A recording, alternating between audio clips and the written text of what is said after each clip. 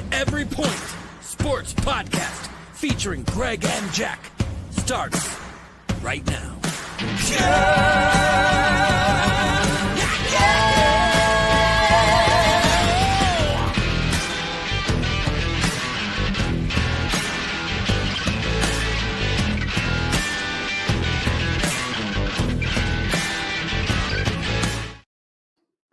Ladies and gentlemen, we are back. The Every Point Sports Podcast. I'm Jack Stache. We've got the OldGamerGk Entertainment with us. How are we feeling, Greg? Oh, we're doing great. We're doing great. It is great to be back. Great talking sports with you again this week. We had a couple weeks off. Few things going on. Jack and I, we just need to recharge our batteries a little bit. You know, we got some personal stuff we need to take care of. But we are back. We are back with a lot of information, a lot of opinions, a lot of different points. So we're great to hang out with you guys for the next hour or so. I missed it. I missed you guys. I missed hanging out, giving you guys some information, our opinions on sports things that are happening. Let's just get right in. Let's dive right in. The latest news. Whoo, boy. Okay, so it happened late last night. You know, maybe some of you were out for the weekend. You saw breaking news scroll across the ESPN screens while you were out, and it said that the San Francisco 49ers have dealt Deebo Samuel to the Washington Commanders for a fifth-round pick. Well, I mean, Greg, you're the 49ers fan. You're the resident 49ers fan. How do you feel about that? I'm fine with it. I am fine with it. One thing I'm not fine with is the dead cap hit that we're going to take. We're going to take on approximately $30 million this year of dead cap, and then it's done. So I'm not really happy about that. I'm not happy about any dead cap space, especially me growing up in the 90s, in the late 90s, when we went through cap hell with, because we had Jerry Rice still on contract. We had Steve Young under contract. We had, who else? Ronnie Lott. We had a crap ton of guys still under contract that wasn't even on our team anymore that we were paying for. So we couldn't afford anybody. So that when I talk about dead cap space, believe me, I know what I'm talking about when it comes to it. You don't want to be there. You want to limit to as much as possible. That's why everybody talks about all these, and I don't mean to get off topic. I just want to rant a little bit about this, is everybody's always like, well, let's trade for this person and let's trade for this person. Well, it only took a fourth rounder to get him. Why couldn't we get him? Guys, listen, it's all about the cap when you're going about trades and acquiring players. If you are a team, say you're trading away 3-year superstars that make, say, $20+ million a year, you're probably going to acquire, I would say, probably about 70 to 80 million of dead cap space. If your cap is only $215 million in the year, it's a hard cap, not a soft cap, guys. Hard cap. You cannot be over. You're screwed. 80 million is gone of that. You know how hard it is to get a roster, a competitive roster with automatically you're starting off with negative 80 million less than everybody else. You're like this. You're like this. You're handcuffed. There's nothing you can do. I don't love the trade though. Back to the trade. Me personally, as a Niners fan, I love Deebo. I have a special spot in my heart for him. I love what he did. I love the competitiveness. I love the one game when he went up to Kyle, said, just give me the ball. We'll win the game. What do? The Green Bay game. He gives them, not this year, 2 years ago. They give him the ball. We win the game. Like I loved what he did for us. But after watching him last 2 years, after he signed that contract, he has not lived up to it. Yes, injuries have been a problem with him, but even last year, you can see it. He dropped a lot of balls. The plays that we had drawn up to him, I feel like we forced them. Kyle Shanahan felt like he had to have, I think you and I talked about it throughout the year, how it felt like Kyle was forcing him the ball in certain situations when there was really no need to. That is off the plate, which I like that. Let's give it to like those end around stuff like that. Let's give it to a speedier guy.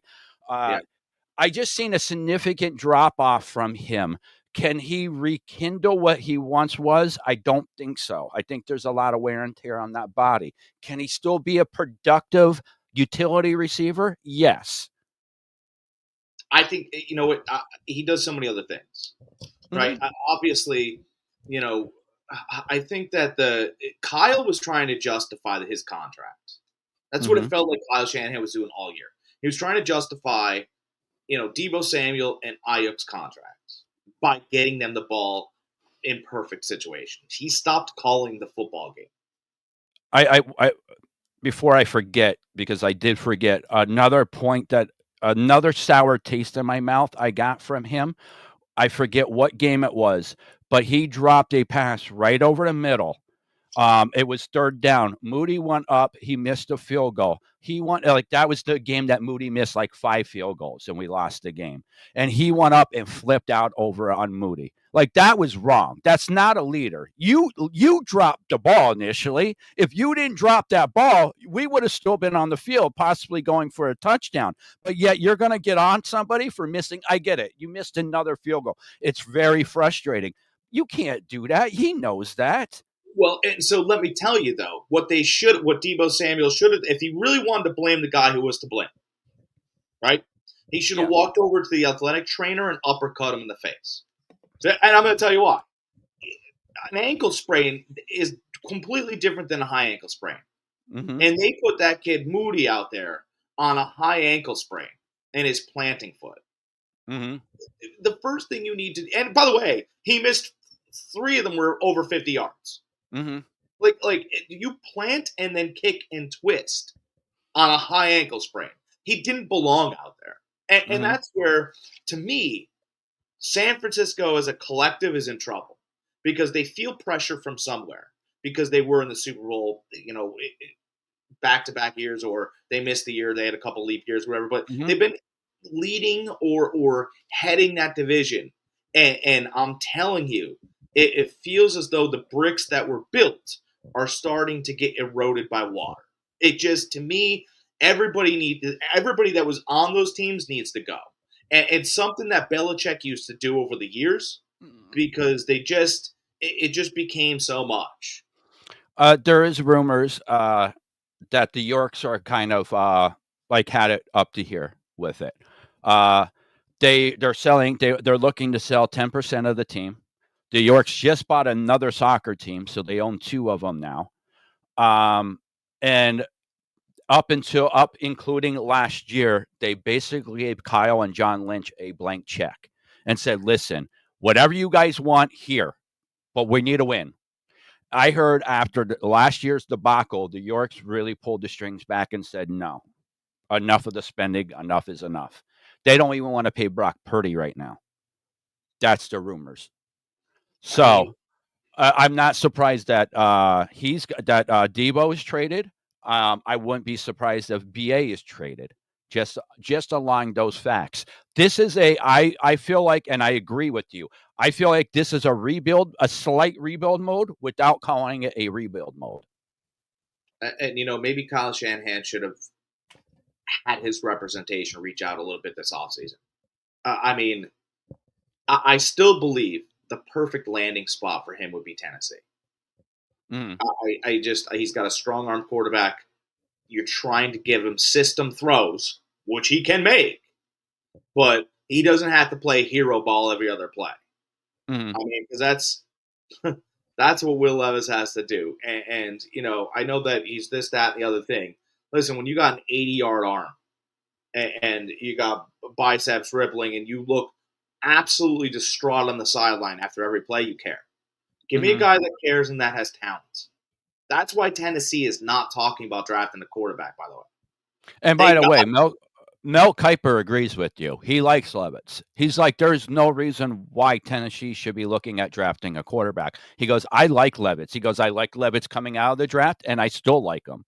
If you guys like Bo Nix, Will Levis is better than Bo Nix. Mm-hmm. It's really close. But I'm telling you, Bo Nix is a great quarterback, and he's going to be good. But I'm telling you, if somehow, some way, that the Raiders decided to go get Levis. I mean, It you would got be very interesting to see where Levitz would be with Sean Payton as his coach, as opposed to like reverse, like put Bo Nix in Levitt's situation, put Levitz in Bo Nix situation, and see who succeeds. See if Levitz could succeed more. I mean, because they're similar quarterbacks. Bo Nix right. might be slightly a little bit more athletic with the running, but not much. I mean, but they're both strong arm quarterbacks. They Yeah, both, can make a mistake here and there.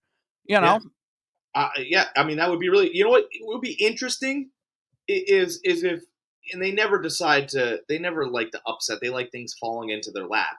But let's say Levis ended up in Pittsburgh. I mean, I don't think Tennessee's taking it, but Tennessee knows, right? Like Tennessee knows they did him no favors last year, and they wanted to play hero ball. This is, by the way, I talk about them, and then we'll move on to talk about other draft prospects. But just think about this: DeAndre Hopkins was not good for the Chiefs. no. Actually, Pat Mahomes threw a couple interceptions, and they were in Hopkins' area because he doesn't run Chris routes anymore. He likes to catch a Well, bomb. Hopkins had to me one of the biggest key drops in the Super Bowl.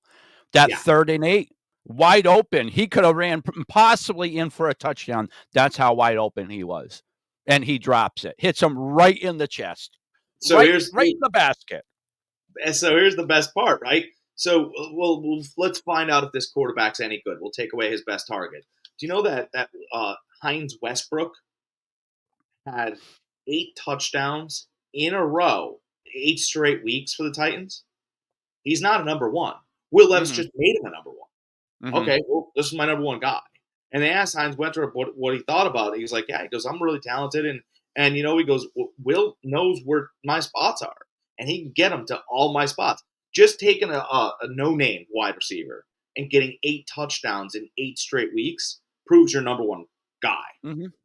I mean, you just remade your team. Now, the team around him, wow, not good at all. Yeah. But, I mean, it was running for his life. All right, so let's talk about some of these guys in the NFL. Tennessee, Cleveland, and New York, right? That's where we'll start. Yeah. Yeah. Let's see here. Let's bring up the draft order here. Go ahead, talk about it while I bring this stuff up. We'll All right, start with Tennessee. So Tennessee, the NFL Network has Penn State's edge rusher Abdul Carter going, and forgive me, right? Because I just Tennessee does country music well, but football it's been a while. I just kind of think that Abdul Carter is clearly banged up. Maybe his medicals are good enough. I don't know what his injury they just posted about was, cracked ribs or something, but I just don't like a guy that comes into an NFL season. By the way, a guy that went late into the college football season. Let's talk about that. Went late in the college football season, he was clearly banged up there. Now he's got to do all this combine stuff, and then he's going to come in and start for you. You're banged up. I like Abdul Carter. I'm a Penn State fan. But I would not take him with my number one pick because I don't think he changes or helps my franchise. If I gotta take somebody besides a quarterback, which I think in this case you have a quarterback, I would take Travis Hunter, with my number one pick. I think the kid's talented. He plays both sides of the ball, whether you like it or not. He does, and he's done it at both levels. There they are. Yes, we are back.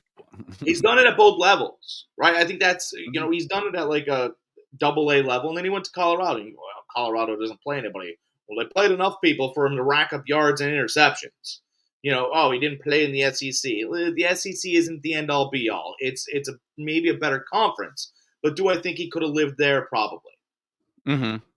Terrell Owens spent time with him up in Colorado, helping him with routes, helping him, grow and mature. And, when Terrell Owens starts saying how good somebody is besides himself, your ears perk up a little bit. I do believe the kid is that talented, and I think he does more than Abdul Carter. Abdul Carter is a nice piece on a team that needs a piece. If you just needed one piece, I think I would love, Abdul Carter. I mean, you know what? Cleveland. Let's talk about Cleveland for a second, huh? Let's be smart. So let's be opposite of all the things the Browns are. Okay? Myles Garrett's out. Myles Garrett will sit on his couch. He's collected enough money to do so. I'm not saying he's going to retire. He wants out of Cleveland. But he's not even having conversations. It is over. He's watched every single player for which he played with at Cleveland have a better career outside of Cleveland. The GM just did come out to draft combine and said he's immovable. That's fine. That's Cleveland for you, baby. Mm-hmm. That's how dumb they are. Because do you realize in the last 20 years they have drafted the most quarterbacks in the NFL? Yeah. And screwed them all up. Because the quarterback that they had most recently threw for 41 touchdowns. I guess he wasn't good. I don't know what Cleveland's probably looking for a guy that throws for 82 touchdowns in a season. Myles Garrett wants out. He's not going to play in Cleveland. He's not going to play for Cleveland. So what you should do is be smart. That guy's an idiot. I would tell him to his face, by the way. If he wants to come on the podcast, we'll do it. We'll do a Zoom conference with Barry, I believe his last name is. This is also the GM that brought in Deshaun Watson. That worked out really well for them. Why wouldn't you get rid of Garrett for something? Get rid of Garrett for something. Actually, I would get rid of Myles Garrett for trade him to New England. Trade him to the Giants. Trade him to somebody so you can get a first-round pick for Myles Garrett really high up in this draft. Right? So you're going to trade him. And I don't see any of them doing that, though. I don't see any of them doing that. Because they know they're psychopaths in Cleveland. But Cleveland should draft Abdul Carter. There. We put Carter where Garrett was. Is he as good? Probably not. But we still need a quarterback because our quarterback spends more time at massage parlors than he does in the film room. And we don't like Jameis Winston for whatever reason. Fine. Is there some way you draft Shedeur Sanders and can prove to at least Dion that you're trying to change the culture here? No, they're not even looking. Cleveland's not even looking at Shedeur. They like Ward. Oh. That's who they like. That's their guy is Ward. It is. That's what's in the list, too. You're right. But it's wrong. Yeah. I don't want to jump ahead. I want to give my 2 cents on the whole Tennessee thing before we move on to the whole Cleveland thing. But, I mean, I agree with you for the most part with Tennessee, everything that you're saying. If you are going to stay there at number one, you have to draft a generational talent. And everybody that you talk to, every expert says Hunter is that generational talent. Now, me personally, I would do the same thing I said the Bears should have done last year, and that is trade down. They are a talented, depleted team right now that needs a lot of pieces. And if they could just drop down, even say to, let's see here, 6, 7. I wouldn't go any further than 6 or 7. Las Vegas or the Jets, one of those two teams to trade up. I know the Giants are just going to stay where they're at. They're not going to trade up. They're going to say, all right, if a quarterback drops to us, a quarterback drops to us. If not, we're going to draft somebody else. But say that if I was Tennessee, I would drop down to one of those two teams. You could pick up their first round pick. You could pick up a next year's first and possibly another first. But personally, I would want this year's second, this year's third, and a fourth round this year is what I would want from Tennessee. They could bring in a draft haul this year just by trading that pick away. But again, I am with you. If they stay put, you draft Hunter. You don't even entertain Abdul Carter. You really don't. The injury doesn't bother me. Him playing late in the year doesn't bother me. It is proven that a good pass rusher on an edge can help you win in this league and help dramatically. But they are so depleted on that defense. They're not one player or two players or three players away from having a good defense. They need a restructure on a lot of guys there. So, me personally, I would say trade that pick away. Yeah, so I wouldn't trade it away, and this is why. Tennessee last year they hung a little bit, right? They played a couple games that were tight, and then other games obviously got away from them. But bring in something for the fans. You need excitement here. I can't stand. I only You need to like be teams. smart. I only like teams that trade away picks or trade up for picks if they've had a good history. So, for instance, if let's say San Francisco playoffs, bad season, real bad season, right? Mm-hmm. So playoffs, real bad season. If they did something like that, where they had a real bad season, just a complete total drop off, and then they landed at the fourth pick, you could trade that fourth pick away for more picks because the fans don't have to be patient, right? Because they've seen some good things from your organization. Tennessee hasn't been good since Steve McNair. Yeah, but And the thing is, though, if you've gone playoffs, had a bad season, that means your roster is still pretty good. That means that you are probably one or two players away. So you stay at that fourth pick and you draft a stud at that fourth pick. You don't need multiple positions to change over. yeah, Tennessee but needs multiple positions. you could trade down like Philly. You need to, there's two sides of this coin, right? Collecting a lot of draft picks does nothing for your fan base. It doesn't. Well, let's get excited. Where the cat, where the this, where that. It's the fans that buy tickets. And if you just had a catastrophic season before another catastrophic season, you better bring in guys that can sell jerseys. We're gonna make some money here. I just can't. I think Travis Hunter is great enough to do that. If it was just, let's say, the number one guy was in the whole entire was an off Pinicio, right, out of Oregon a couple years ago. He was the best offensive tackle, and that's what we're going to draft, an offensive tackle. It's like maybe we could trade this pick. It's a guy who blocks. It's a guy who blocks, does a lot of work. We know the trenches works. All these other, there are factors to football, but the fourth offensive tackle on your line never sold a ticket. No, but your offensive line is your trenches are very, very important, and I'm in the same mindset as Harbaugh. You build from your trenches out. You do, but those guys don't sell tickets. No, they don't. But neither does a losing team. Right. But I need some You need to fantasy. start somewhere by building something. You need to keep your quarterback upright. You need a quarterback that can throw the ball, and then you can worry about those other pieces on the outside. You need to be able to stop people. You need to be able to stop the run. You need to be able to stop the pass. You need pieces on defense to be able to do that. Tennessee was not able to do that last year. They had a very porous defense. Their offense put up points. Even with the mistakes that Levitt's had, like you said, they were in games last year. It's just their defense couldn't stop anybody. It was like the Eagles the previous year. Their defense was so bad it didn't matter what their offense did. And I'm not I'm making a sound. It sounds like I'm making a case for them to draft Abdul Carter. I'm not. I'm making a point for them to drop down, still stay in the top 10, pick up at least two to three more high picks this year that could be game changers on their offense. I'm not looking at a fourth, fifth, sixth, seventh round. I'm looking at another second. I'm looking at another third and two other first rounds in the next couple of years. Maybe you can package down, move back up in the draft to get another stud player.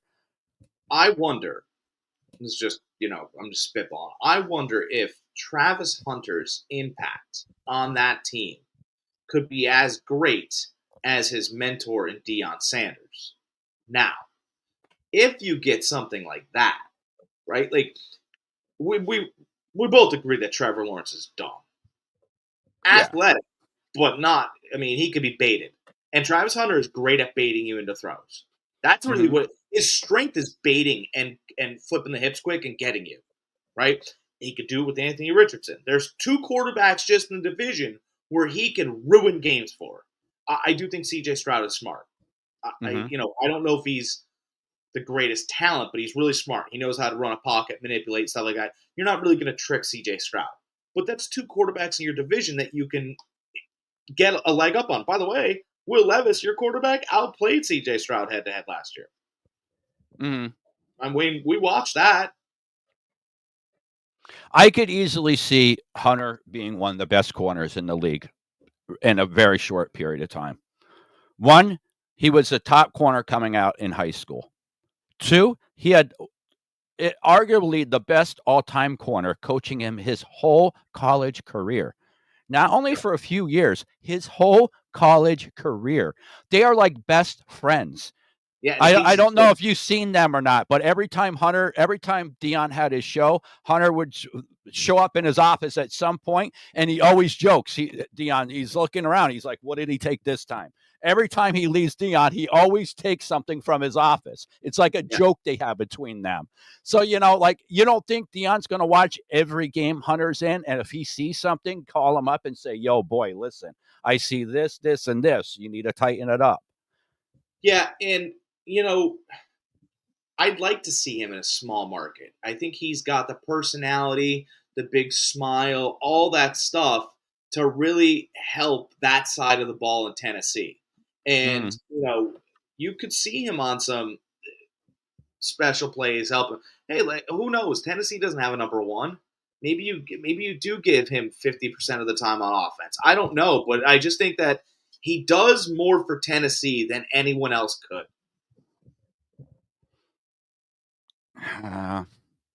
I could see that because he could play two positions. And he really can. I mean, again, Yeah. Terrell Owens loves talking about, or T.O., or whatever he wants to call himself. He said he's really talented. He said, he goes, Mhm. you're overlooking that he can play wide receiver and at a high level and go up and get the ball. By the way, he's a cornerback ball hawk. I mean, that's Mhm. exactly what you want in these positions. I don't know. You have the 40 times. He didn't run, did he? No, he did not. Nope. He'll run at his pro day. I would love to know what his 40 time is, because if it's His 40 time as far as a wide receiver means more to me than his cornerback.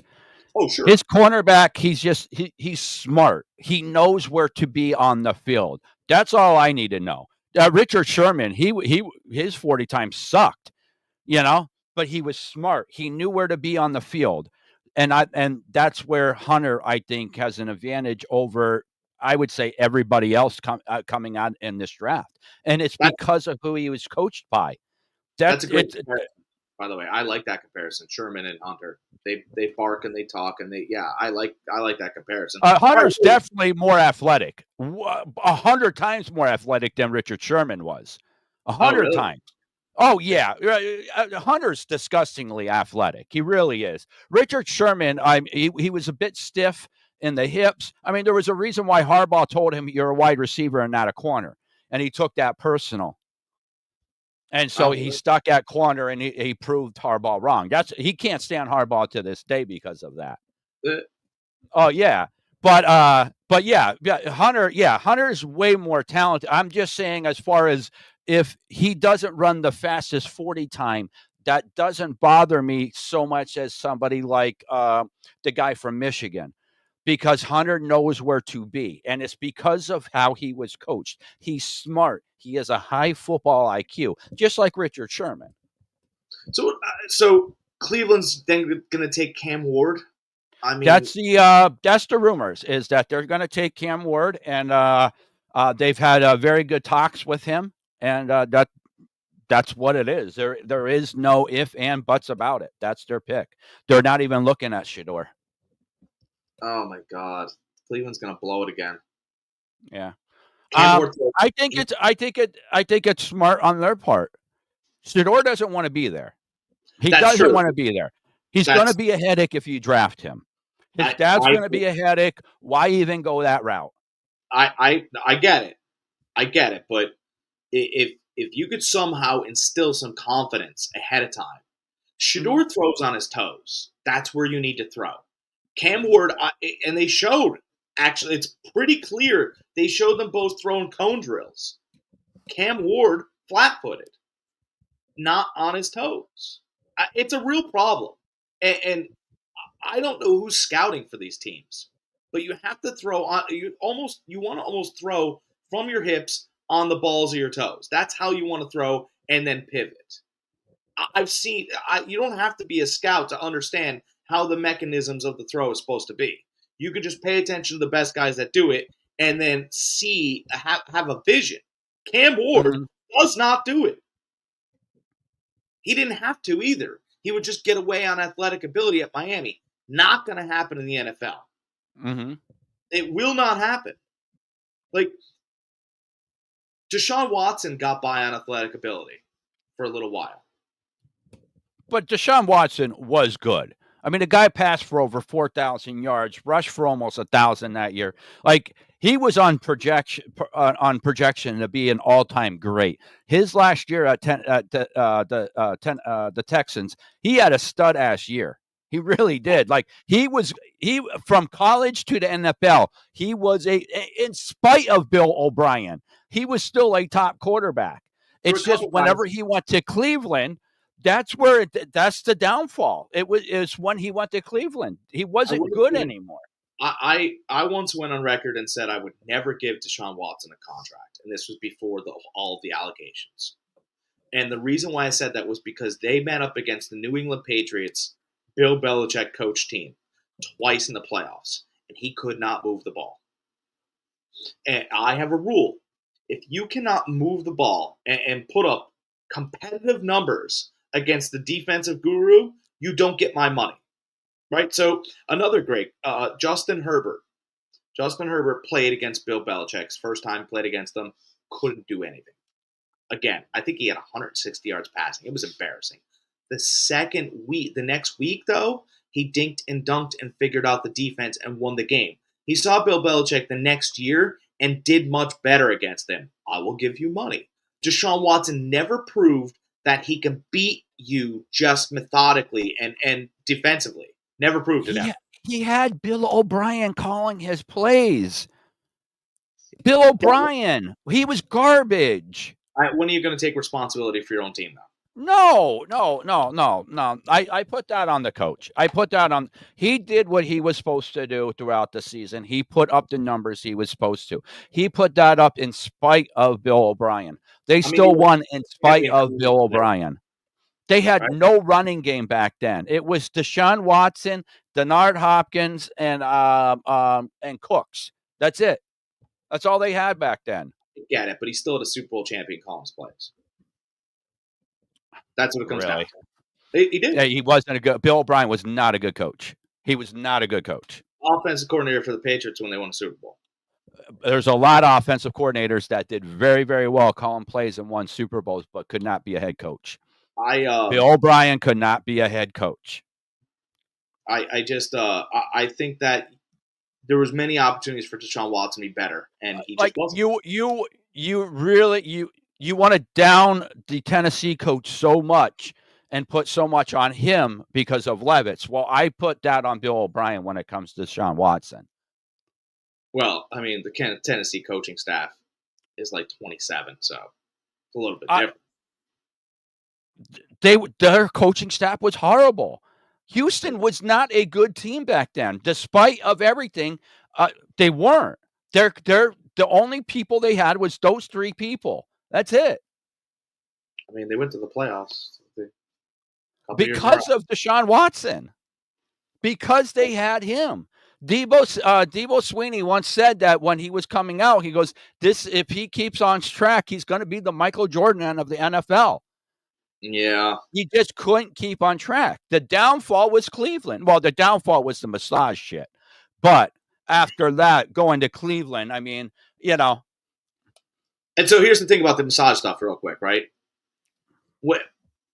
He got busted. He didn't quit. Yeah. There's a big difference, right? So, whether you get busted or you quit, he got busted for 80-some chicks. Mm-hmm. Which I always add to that number. So there was probably over 100. Probably over 100. Right? There had to be. There had to be over 100 chicks. And he could have been in the film room. He could have been doing anything. But he wasn't. He got by on pure athletic ability. And, I just think that I wouldn't have given him a contract. I wouldn't have given him a full-time contract because he had the talent to go. And by the way, that Tom Brady team was on the decline. They weren't as good as they were. The offense wasn't as good. The defense wasn't good. He had the ability to get them past that team at least once and didn't, and never impressed. And by the way, the lines for those games were -8 and -10. Vegas didn't believe in him, and it's a little interesting because all they had was him. They won those games in spite of everything. They won those games because of him. Listen, he's not a good quarterback now. Ever since the injury and he went to Cleveland, he's not a good quarterback. So I don't want it to sound like I am sticking up for Deshaun Watson. But those 3 years when he was there at what's that? Would you say you're sticking up for Deshaun Watson? Yeah, I'm not. I'm just simply stating those 3-4 years with Tennessee Texans, he was a stud then. He was the reason why those teams were winning. He was winning in spite of his coaching. Hell, they were trading away people left and right, and he was still winning. I don't know. I think Bill O'Brien's a good coach. There's many examples of why he's a good coach. He was the first coach of Penn State after the whole Paterno scandal, right? And won games and won in the living room. No, but that's an impossible situation to walk into. That's walking into a house where there were 10 murders, right? You ripped the thing down to the studs, rebuilt it, and you were still able to sell it 10% above what the value was. Listen, I still make that case for Franklin, because they still have that look. Penn State still has that stigma to them. Franklin still deals with that. But no, I'm with you. Yeah, he went into a bad situation there, but he was a better coordinator than he is a head coach. He just is. Yeah, he's kind of a jerk, but I mean, he's just not a good head coach. He's proved it. He's not a good head coach. Not good head coaches. We'll move on to the Giants. All right. Because he knows coaching, right? Brian Dable knows coaching. He actually calls the game the way it should be called. I guess he doesn't have the right athletes in there. And, they're projecting, the NFL Network projects Travis Hunter to go there. That would work. I do want to throw out there the New York Giants rumors. This would be a match made in hell. Is Aaron Rodgers landing there? Yeah, I heard the same thing. That would be definitely a New York Giants move. It's not going to work. That would not work, right? Because Aaron Rodgers, I watched the Netflix documentary Enigma, where it clearly proves in the documentary that Robert Saleh gave him that time off, and then Robert Saleh went to the media and backed out on it. Like it's so insane. Like I think you're a good coach, Robert, but to screw up that badly when it was documented was a bad move. No, yeah, he gave him the time off, but it was still a mandatory OTAs. Yeah, but he fined him. He fined him for time that he gave him off. I'd probably quit your team too. I think he's got to go to the Raiders. I really, Raiders are looking for a guy. If Shedeur does go there, I know we're getting a little headed here. If Shedeur Sanders does go there, he's going to need a year. He's going to need a year. I mean, Deion's going to want Shedeur to sit and learn for a year, see the speed, all that other stuff. It is going to be much quicker. He doesn't want his kid thrown in. That's clear. He doesn't want his kid thrown into a situation, having to be the savior. No. Nobody works out really well that way.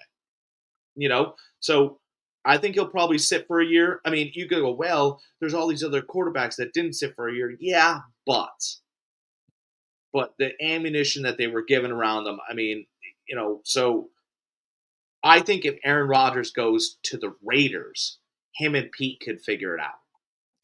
Yeah, I think I agree with that. I was thinking of a landing spot. And to me, the best case scenario, since the Rams are off the board now, since they did re-sign Stafford, is the Raiders. I think that's his best shot. And if we're making the phone call, because we're going to make the phone call to Aaron, right? Show that we have interest, right? Make the phone call and go, look, we need you to restructure your contracts. And he'll probably him and haw. But the reason why we want you to restructure your contract is because we're going to bring Devontae back here with you. Wait, you don't need to. You don't need to restructure a contract with him. He was released. He wasn't traded. So his contract is not in void. He has to be signed to a new contract. Okay. But yeah, his contract is voided out. So he's still guaranteed the money from whatever guaranteed money the Jets owe him. He'll get that from the Jets. But since he was cut, his contract doesn't follow him. If he was traded, you're right. That contract would have followed him. But since he was cut, that contract doesn't follow him. So he is an actual free agent. Wherever he signs, he could sign for whatever amount. Yeah. So let's bring the old cat out to the desert. He'll sell some tickets. Let's bring Davante Adams with him. Davante's still got a little bit of tread left. He'd be the best wide receiver in that room immediately, right? There's no wide receivers. No, but my thing is, would he come back to the Raiders? That would. I think we had this discussion a couple weeks ago. Would Davante be willing to come back to the Raiders? Yes, and it's the reason why Davante walked off or just didn't want to have it anymore. His coach didn't want to have any conversations with him, and sometimes the job gets too big for what you are. And that's what happened with Antonio Pierce. Mm-hmm. He couldn't manage whether it was Minshew or O'Connell, and Davante Adams was basically going, "Hey, look at O'Connell throws me a better ball. Let's just go with him. Let's see. Can we see? I just want to see because if I can get him to throw me the ball 8 to 10 times, maybe I could take over portions of this game, and it makes us better. I'm not trying to boost my stock, but Garner wants to be his own damn guy, and he's not good enough to do so. So I think that's what he was trying to do. Pierce shut it down. They traded Davante off, and then he did what he wanted anyway. Then he went with O'Connell anyway. Or he was forced to because of Minshew's injury. So the whole Pierce is gone. It's Pete Carroll here now. Mm-hmm. It's Uncle Pete running the show. And that's what I think the big deal is. I think that's a huge deal. Because Pete is a peace talker and still can get things accomplished. One of the first things Pete did when he took over for Seattle, he signed Matt Flynn, he signed Whiteside, and he drafted Wilson. So he signed Matt Flynn to a large contract to be the starter. He signed Whiteside to be the backup, and he signed Wilson to possibly come in and be a starter. I think he was drafted, in the third round, Wilson was. Third or fourth round. Really no expectations with him coming in and starting. It just so happened that Wilson blew the staff away, and he ended up starting. So, that shows right there, Pete Carroll's number one priority coming into this job will be bring in multiple quarterbacks. Even if they bring in Rodgers, they're going to bring in other people.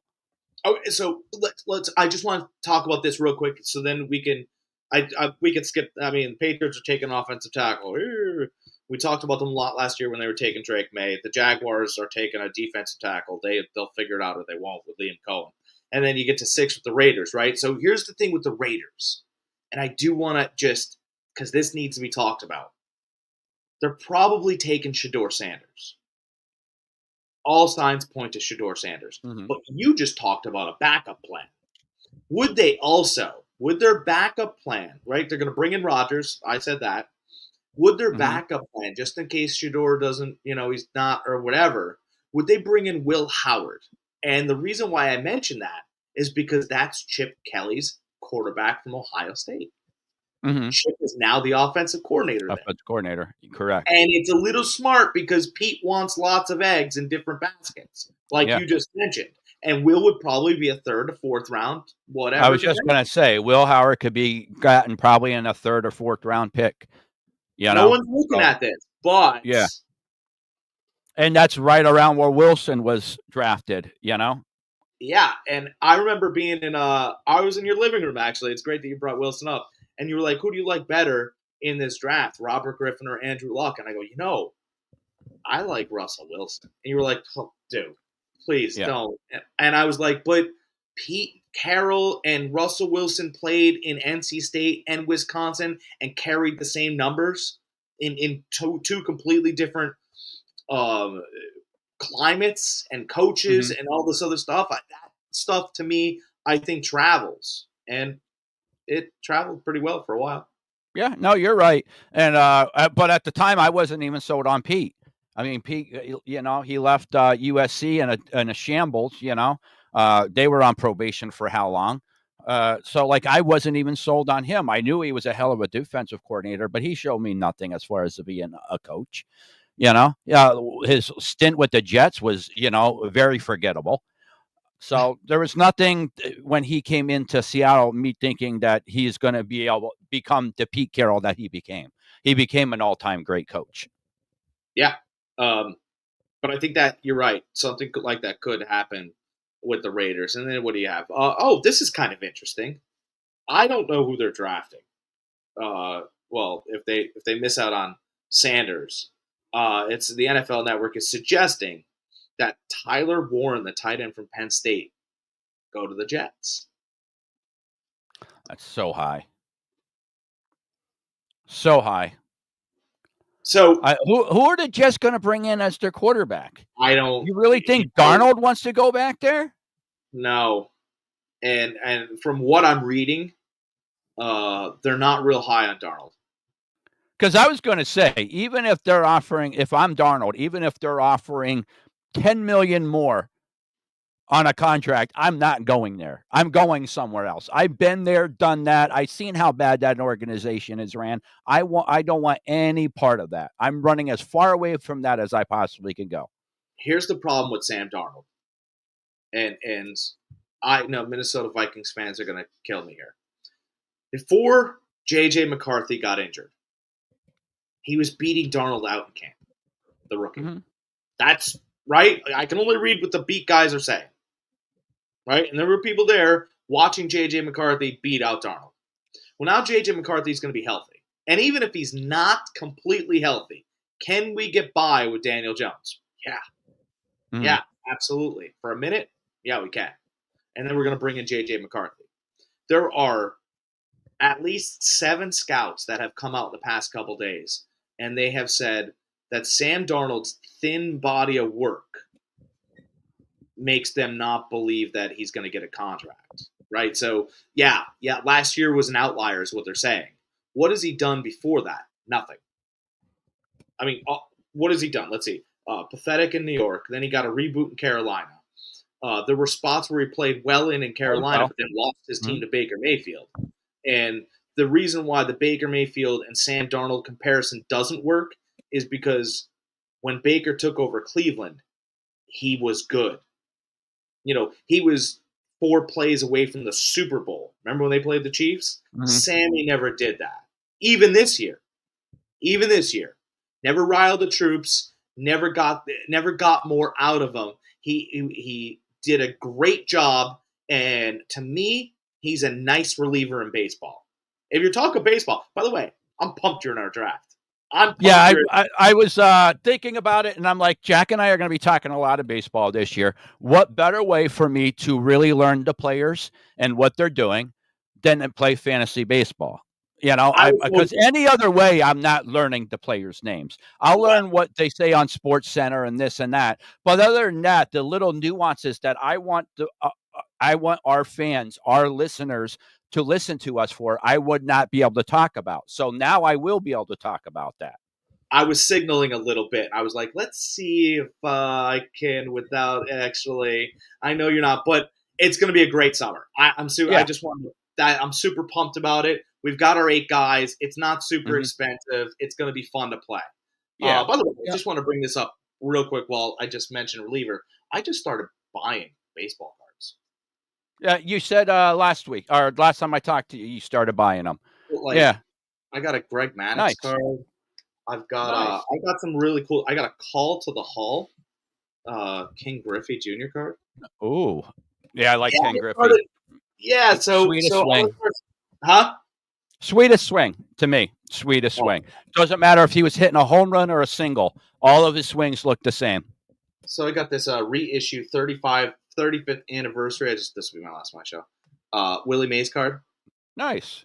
Yeah. So I got some cool stuff, and I just kind of start doing live rips and stuff like that. Yeah, I was just gonna say that's pretty popular on YouTube. There a lot. You get a lot of views opening packs and stuff. yeah. I've watched a few of those videos. I'm gonna do it. I'm gonna have some fun doing that. But I am glad. But anyway, we get back on track. I'm so Yeah. Okay. We were talking about Darnold. I'm with you for the most part of that. The only hesitation I have with it is sometimes it just takes players a while to click. And we've talked about this before, and I've used Steve Young as a prime example. It took him until he was 30 for it to finally click. It took him to be with Bill Walsh for it to finally click. He was not good at Tampa Bay. Now, Bill Walsh seen some spots, seen talent in him, what he could become, which is why he wanted him over at San Fran so bad. But ultimately, Bill Walsh had to refine Steve Young, had to teach him the game. Sometimes that's what needs to be done. I think that time that he spent with the 49ers last year with Kyle Shanahan did him some great as far as learning the game, learning how to read the defenses, learning his spots. And then he carries that over, and then he has Kevin O'Connor, who's another quarterback kind of guru, a guy that works well with the quarterback, that it teaches him the nuances of the game. So I think he learned a little bit more from Kevin O'Connor. I'm not saying that he is still a great quarterback in the NFL. Listen, he had Jeffries catching the ball. He made mistakes. He's still not a top tier quarterback, but he showed strides of him from his Carolina. We'll go back to the Carolina days because that's when he was really the last time he was a starter. He showed tremendous growth. He was able to read the defenses a little bit better. Did he overthrow the ball sometimes, especially in the playoffs? Absolutely. I mean, that's kind of what his downfall was. But that's because he has such a strong arm. He needs to tone that down a little bit.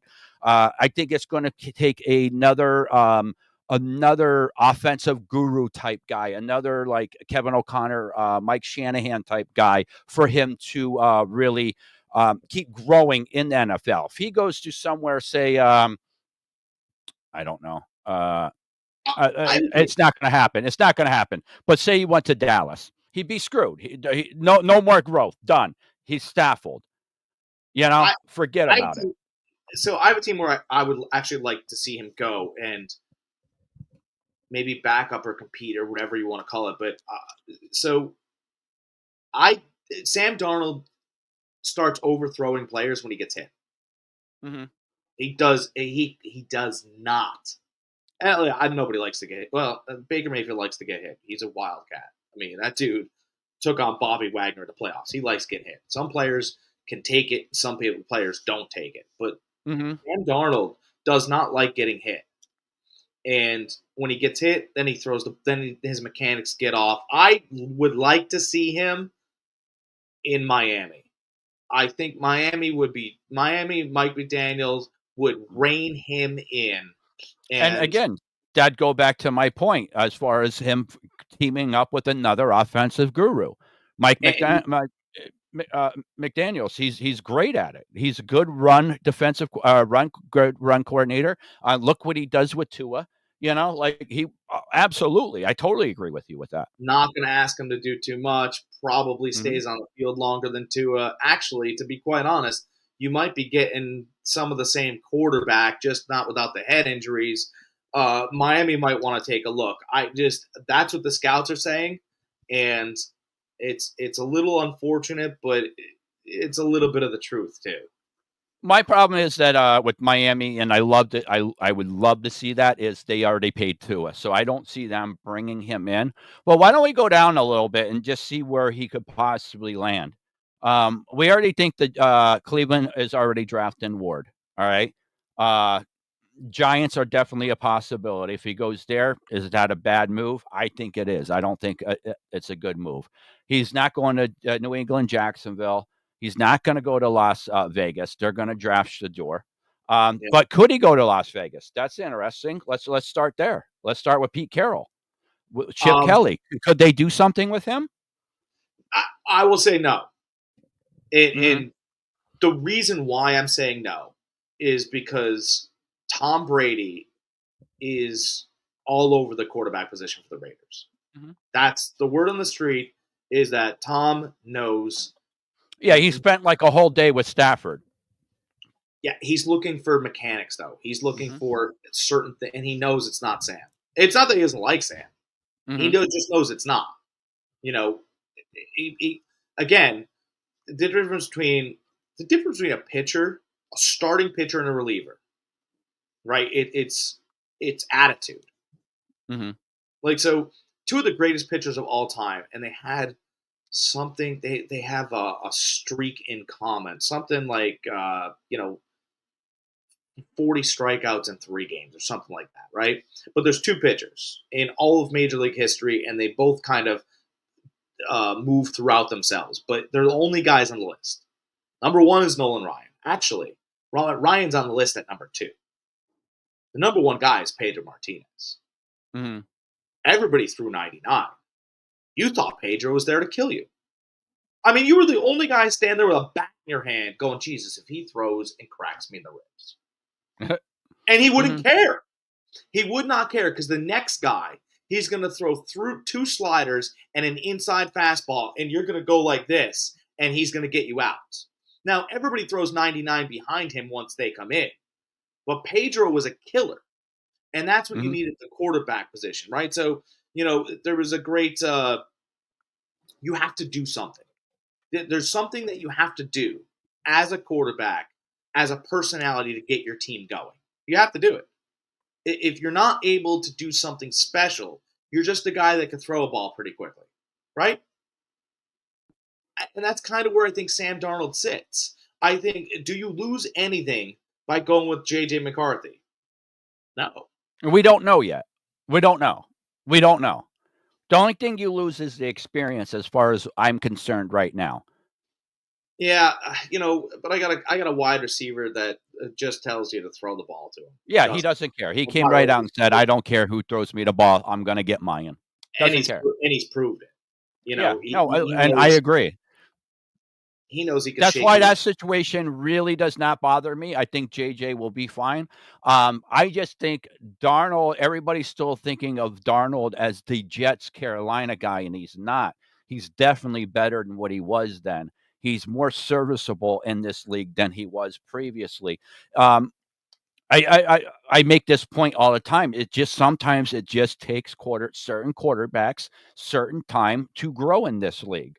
A lot of times they never even get a coach that could coach them the way they need to be coached. They're never in a system that is built around their strengths. So sometimes it just takes a while. We can't just dismiss a quarterback after 4 or 5 years. And I know Sam's been in the league longer than 4 or 5 years, but I'm just trying to make a point there. Yeah. All right. So I just want to go down this real quick. So the Raiders, we don't. Both of us are like, no. Jets definitely not going back. Carolina's not going to need a quarterback. They're still sticking with Bryce Young. New Orleans, I mean, they're still paying Carr a lot, but you can't have too much belief in him. That's a little interesting. There's a new brain trust in New Orleans. I kind of think that they're a stopgap brain trust. I don't know whether who stay. They're going to want their own guy in a year or 2. Yeah, that's going to want their own guy. It's not going to be Sam Darnold. We got Indianapolis, Atlanta, Arizona, Cincinnati. No, maybe Seattle. Maybe you could, but I mean, what's it call it is still playing decent. Geno Smith, is he much of an upgrade over him? I'd say they're kind of similar. No, and it's not going to be. I mean, Darnold definitely has a stronger arm than Geno, but they're similar quarterback wise as far as where they're at in their career. Yeah, and then it ain't going to be Tampa. It's not going to be Tampa, not going to be Denver. Pittsburgh already said they either want Fields or Wilson back. Won't be the Chargers, won't be Green Bay, won't be Minnesota. Houston's good. Rams just re-signed. Won't be Baltimore, won't be Detroit, won't be Washington, won't be Buffalo, Kansas City, or Philly. So it's very interesting. He has a very limited opportunity for a starting job in the NFL. Now, as a backup, that's a different story. You know who could bring him in for a visit? If I was Tennessee, I might bring him in. He'll back Levis up. That's going to be cool. But I want to push Will. Have an open competition. Yeah, I want to push Will a little bit. Will will beat him out. It won't be close. But he'll back Levis up. And Levis is a little bit crazy anyway. So My problem is with that, though, is if you're signing Darnold, you're not signing him to backup money. You're signing him. He's going to make about $40 million a year. That's what he's going to get. Maybe in the Canadian League. I'm dead serious. That's what he's going to get. Your starting quarterbacks are getting $55 million a year. Yeah, but I don't think he's a starter. I mean, I know he started last year, but I don't think he's going to get starting quarterback money. I really don't. Somebody will pay him. I guarantee it. Somebody will pay him. He's not going to get $55 million a year. That's why he said he's going to get 40. He'll get 40 a year. That's not backup money. That's starting money. I don't think you can give. I would burn my team jersey if they paid him $40 million a year. Get it ready because it's going to happen. Some team out there is going to pay him at least $40 million a year, at least. Everybody's saying it. It's going to happen. They're talking 2 years, $100 million. Oh, you want to know why it's not going to be the Jets? Actually, it has nothing to do with Sam Darnold. Actually, it's not going to be the Jets because Detroit made him look small last year, and their defense coordinator is the coach of the Jets. And he knows it ain't going to be the Jets. Listen, I'm not a Darnold hater, so I don't mind him. I think he's all right as a quarterback. He's growing. He showed the last 2 years how much he's grown. I just hope he lands with a team that has a coach that continues him to let him grow, continues to give him the knowledge to grow. Yeah, I just wish he was a leader. I just don't see it. I don't, that's just me. Yeah, like I said, what's that? What else do we have on this draft docket? Let's see here. As far as we really just wanted to go through the first couple picks. I mean, we got a long time. We got 53 days until the draft. So I mean, we're going to really break this down. Okay. Jack and I were talking a couple weeks ago about taking every team on here, doing one a week and doing a mock draft. There's a simulation program I could get where we can draft a whole draft with the team. So 1 week we'll start with Tennessee. Next week we'll do Cleveland, so on until the draft starts. All right. I like it. You want to shift gears? Are you ready to shift gears? Yeah, just real quick. Let's go over everybody. The biggest thing in the draft combine is not for you and me, but for your average fan is your 40 times. So let's just quickly look at that. I'm going to bring that up real quick. Give me 1 second. Oh, you're good. Okay, let me share this one. All right. I like the 40. I like watching them run fast. I do.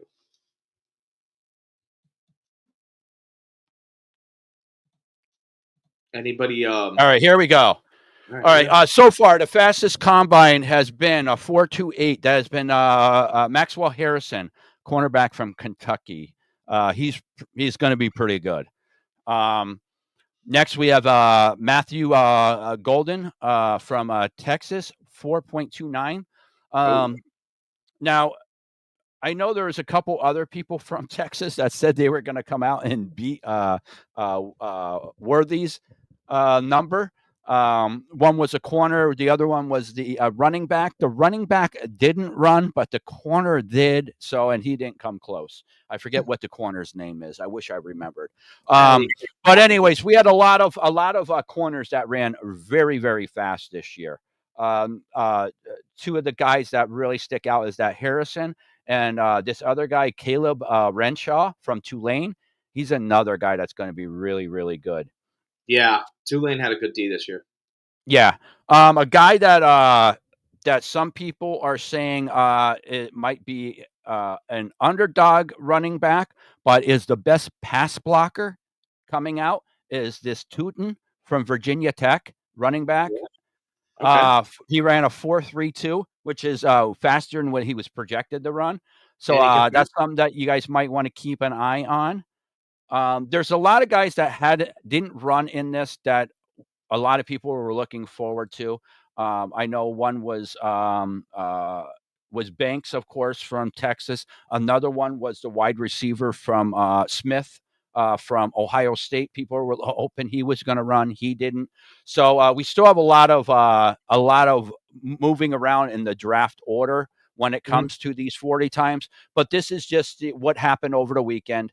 Nothing really crazy this year. Nothing like last year. One thing I thought was very, very interesting, if you go to the linebackers, look how fast the linebackers are anymore. Like it used to be linebackers, a 4.55 used to be fast. Like, look Yeah. how many, look at this. Like, this is crazy. The guy from UCLA, 4.46. Like, that's insane. A couple of years ago, they started slimming down, so it's more of the it's less of the Ray Lewis mold, and it's more It's like more of the hybrid. Yeah, hybrid safety slash yeah.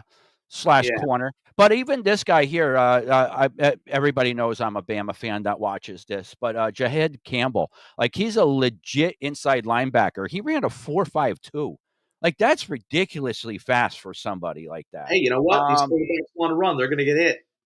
Yeah, and just to let you guys know, his measurables, he's 6'3", 235 pounds, and he ran that. Jesus. So, guys, that's disgusting. One other person I want to bring up. Let me go back to where we were. Oh, he's only 235 though. That's not too heavy. It's only 250. 235. That's still nice, though. Yeah. You're finding middle area. Where was this? He was a D end.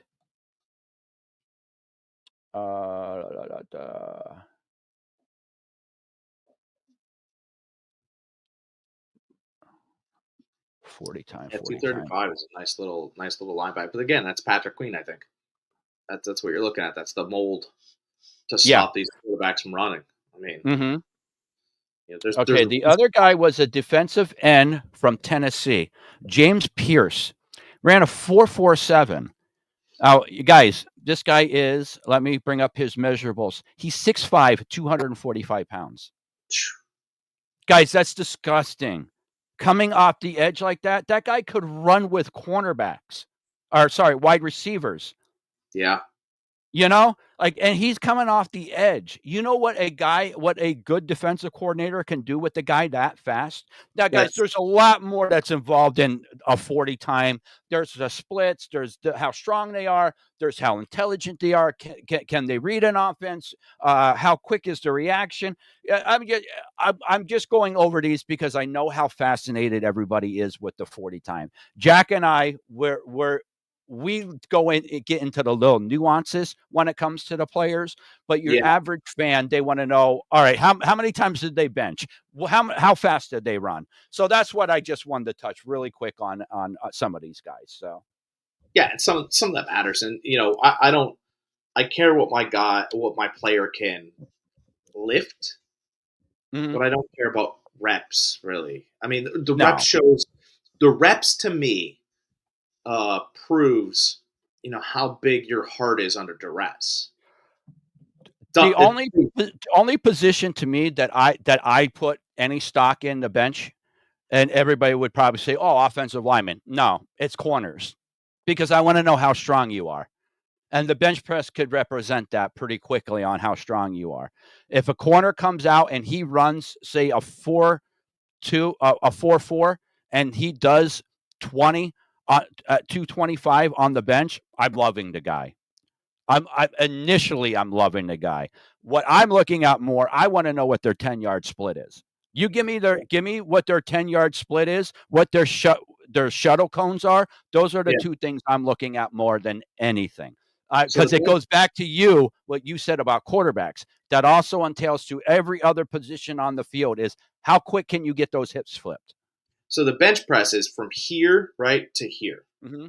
right? That's basically you're taking a bar and you're pushing it off your chest, right? Yes. And it's very similar. Like if you were to push your arms out this way, right? You're just Press coverage. To me, that's press coverage. how much weight you can push this way, and to me, that's a running back move. If I can Mm-hmm. bang you right in your chest and a lot of weight quickly, I like to see how much my running back can bench. But I know he could squat. Look at man, Mm-hmm.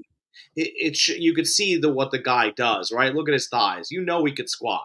I don't Mm-hmm. want him to squat a lot because the knees. I don't want the knees to be under all that pressure. I don't care. Yeah. But the arms are what really moves the whole mechanism, right? How am Mm-hmm. I going to get out of a tackle? It's your legs don't. I mean, they do. You can drag a guy, but you got to Mm-hmm. throw the guy. I mean, Marshawn Lynch. I want to know what his bench was. Geez, he shoved a man 6 yards. Yeah. So it's stuff like that I look at. Mm-hmm. What does the football play work for the exercise that person's doing? Mm-hmm. No, exactly. Yep. And like I said, that's why I like corners with the bench too. I like to see how strong they are. I mean, let's face it, the biggest thing, biggest advantage anymore that a corner has since they've taken all the rules to the offense side of the ball is press coverage. If you can jam that receiver at the line, hold them there as long as possible, that disrupts that timing pattern. That Yeah. disrupts that wide receiver getting to his spot. That gives you more time for the edge rushers, that defensive tackle, any blitzers coming through to get to the quarterback. So to me, that means a little bit more than say an offensive lineman or a defensive lineman, somebody like that. You already know those guys are beasts, but more often than not, when it comes to those guys, they're all strong. It comes down to technique with those guys, with those trench guys. Everybody looks at them and says how much of a beast and how strong they are. They're all like that. It comes down to their technique, how much they develop their technique. Listen, Warren Sapp wasn't the biggest guy on the field at defensive tackle. He wasn't. Everybody looks at him, yeah, he's big, but no, he was short. He was an undersized defensive tackle, but his technique was impeccable. He was able to get the leverage that he needed to get through that line. So just little things like that, guys. Pay attention to. It's not all about these stats that we are talking about. All these 40-time bench presses. They're just they're part of the puzzle, part of the pieces. They're nice talking points. Yeah. And listen, if they weren't around, me and Jack wouldn't be able to talk about it.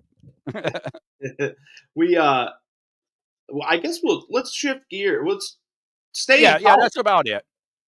Let's stay in college. Mm-hmm. But let's talk about college basketball Mm-hmm. because it's more this season it's not just about UConn. We love UConn, but it's not just about UConn and Purdue in the Big Ten. It's not right, and you love UConn. My friend Mickey loves UConn. Yeah, I'm surrounded by you, right? You guys love them. But this seems to be a year where UConn is it's not good. You're not going to three-peat. You're going to go back to back, but you might not even get a bid. That's fine. It's just the truth. Auburn. The SEC is strong this year. It was the Big East Mm-hmm. the past couple of years. You have your Marquettes, UConn, St. John's got good. Creighton was good in the Big East, right? They're not as good this year. Big East has kind of fallen back a little bit, and back when we were kids, it was the ACC, but it's the SEC this year. I mean, Auburn, Florida, Tennessee, Alabama. Is Texas Tech SEC now? I know they are in football. Are they on the basketball? No, I still think they're Big 12. Okay, all right. I think they're still Big 12. But you look at the top 6 teams. 3 of them 4 of them are SEC teams. 1, Yeah, and 2, the SEC is 3, going 4 to of get them. Yeah. the SEC might get 6 teams in. I mean, that's how good they are. Kentucky might Okay. find a way in. I'm not sure. Calipari in Arkansas is not going to find his way in, but that's Missouri could find their way in. I mean, how many teams are going to make it in from the SEC? That's the real question mark. And how good are these teams? Can they be upset? By the way, these teams are all kind of built the same. We haven't seen a go-to player just yet, Mm-hmm. except for Duke. Duke has Cooper Flag.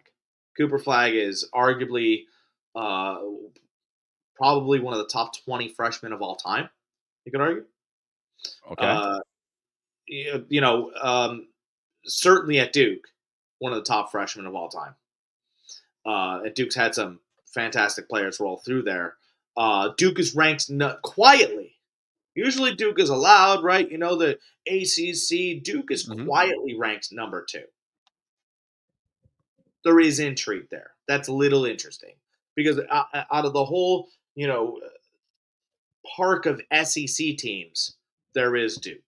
And the ranking system does, even though Duke doesn't play in the SEC, they're starting to watch Duke and go, oh, they're getting better. Being ranked number 2 is not just a record. They actually look like they can hang with these teams. Okay. That's something we want to kind of log here for tournament time. Because even though you haven't seen a lot of Duke and a lot of ACC chatter, I will tell you the other team in the ACC to be reckoned with, I believe, is Clemson. Clemson made that run last year. They have lost no players. They are a tough out. And I think that the ACC, if they get 2 teams in, Clemson will also be on that list. I think they're ranked 12th or 13th there. Mm-hmm. But I guess the biggest surprise here, and a big shout out to Michigan State. Michigan State is ranked 8th in the country. We don't have any respect or knowledge or really, the Big Ten, Purdue lost all their guys. They don't necessarily have a team this year that's this powerhouse.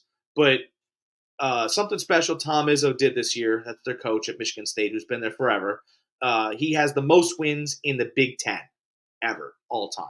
He has overcome Bob Knight's record, and that's super impressive, right? Bob Knight was there forever at Indiana. When is he going to start getting more credit? Uh, he has to go down as one of the all-time best coaches, but he's never in that conversation. I'm telling you, it should be this, right? And the reason why is it's because it's a state school. I don't know why they do this. They call them lesser schools because you don't have to pay as much to go there. I'm going to tell you. But you're still winning. You win. There are teachers. He's won. There are teachers that coach or that teach at state schools and private schools. They teach the same curriculum.